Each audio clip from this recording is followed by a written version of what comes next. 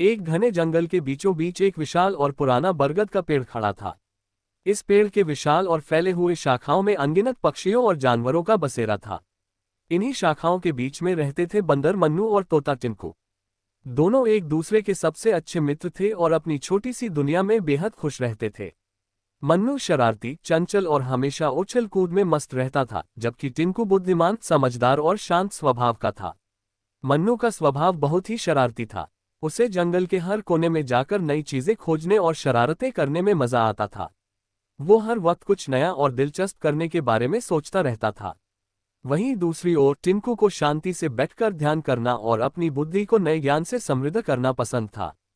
टिनकू को मन्नू की शरारतें कई बार परेशान कर देती थीं, लेकिन वह मन्नू का सबसे अच्छा दोस्त था, इसलिए वह उसकी हर शरारत को मुस्कान के साथ सहन करता था। एक दिन मन्नू ने सोचा कि वह कुछ ऐसा करेगा जिससे टिनकू को भी उसके साथ मजा आए।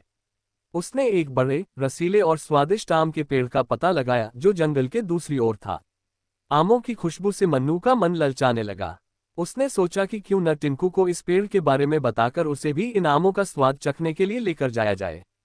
उसने तुरंत टिनकू के पास जाकर कहा, टिनकू, मैंने जंगल के दूसरी ओर एक बहुत बड़ा आम का पेड़ देखा है। चलो वहां चलते हैं और इन रसीले आमों का आनंद लेते हैं। टिनकू ने मन्नू की बात सुनी और मुस्कुराते हुए कहा, मन्नू, हमें पेड़ों से फल तोड़ने से पहले ये ध्यान रखना चाहिए कि हम किसी का हक तो नहीं छीन रहे हैं। हमें ये भी देखना चाहिए कि यह पेड़ किसका है और क्या वह हमें फल तोड़ने की अनुमति देगा। मन्नू ने टिनकू की बात को हंसी में टाल दिया और बोला, अरे टिनकू, तुम हमेशा इतनी चिंता क्यों करते हो? ये आम का पेड़ है और जंगल में कोई भी पेड़ किसी का नहीं होता। चलो चलो, हम दोनों मिलकर इन आमों का स्वाद लेते हैं। टिनकू को मन्नू की जिद के आगे झुकना पड़ा। दोनों दोस्त उस आम के पेड़ की ओर चल पड़े। जब वे वहां पहुंचे तो मन्नू ने पेड़ की ओर देखते हुए अपने होंठ चाटे और बोला, वाह, देखो टिनकू, ये आम कितने बड़े और रसीले लग रहे हैं। मैं अब और इंतजार नहीं कर सकता। मन्नू ने तुरंत पेड़ पर चढ़ना शुरू कर दिया और एक एक कर आम तोड़ने लगा। उसने टिनकू को नीचे बुलाया और कहा, आओ टिनकू, तुम भी इन आमों का स्वाद चखो। टिनकू ने कुछ संकोच करते हुए मन्नू से आम लिया और उसे चखा। आम वाकई में बहुत ही स्वादिष्ट था, लेकिन टिनकू के मन में कुछ अशांति थी। वह सोच रहा था कि शायद मन्नू के इस व्यवहार से कुछ गलत हो सकता है। जैसे ही दोनों दोस्त आम खाने में व्यस्त थे, अचानक से एक बूढ़ा और समझदार कछुआ वहां आ पहुंचा। उसने दोनों को आम खाते हुए देखा और गंभीर आवाज में कहा, मन्नू, टिनकू, क्या तुम दोनों जानते हो कि यह पेड़ किसका है? मन्नू ने हंसते हुए कहा, अरे कछुआ जी, ये जंगल का पेड़ है और जंगल में हर कोई इन फलों का आनंद ले सकता है।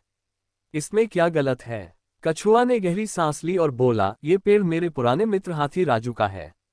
उसने वर्षों से इस पेड़ की देखभाल की है और यह पेड़ उसकी मेहनत का फल है। वह इस पेड़ से फल बेचकर अपनी रोजी रोटी कमाता है। तुमने बिना पूछे इसके फल तोड़ लिए, जो उचित नहीं है। मन्नू को यह सुनकर धक्का लगा। उसने कभी सोचा भी नहीं था कि उसकी इस छोटी सी शरारत का इतना बड़ा परिणाम हो सकता है। उसे अपनी गलती का एहसास हुआ और उसने तुरंत कछुआ जी से माफी मांगी। उसने कहा, कछुआ जी, मुझे माफ कर दीजिए। मैंने बिना सोचे समझे ये गलती की है। मुझे नहीं पता था कि यह पेड़ हाथी राजू का है। टिनकू ने भी कछुआ जी से माफी मांगी और कहा, मैंने मन्नू को रोकने की कोशिश की थी, लेकिन मुझे भी इस पेड़ के मालिक के बारे में नहीं पता था। कछुआ जी ने उनकी माफी को स्वीकार कर लिया और कहा, माफी मांगने से पहले तुम दोनों को ये सीखना होगा कि जंगल में सभी जीव जंतु मिलजुल कर रहते हैं और हमें एक दूसरे के हक का सम्मान करना चाहिए। मन्नू और टिनकू ने कछुआ जी की बात को गंभीरता से लिया। वे तुरंत हाथी राजू के पास गए और उससे माफी मांगी। मन्नू ने कहा, राजू भैया, मुझे माफ कर दीजिए। मैंने आपकी मेहनत का फल बिना पूछे खा लिया। मैं जानता हूं कि यह मेरी गलती थी और मैं भविष्य में कभी भी ऐसा नहीं करूंगा। हाथी राजू ने मन्नू की माफी को दिल से स्वीकार किया और कहा, मन्नू, हम सभी इस जंगल में मिलजुल कर रहते हैं।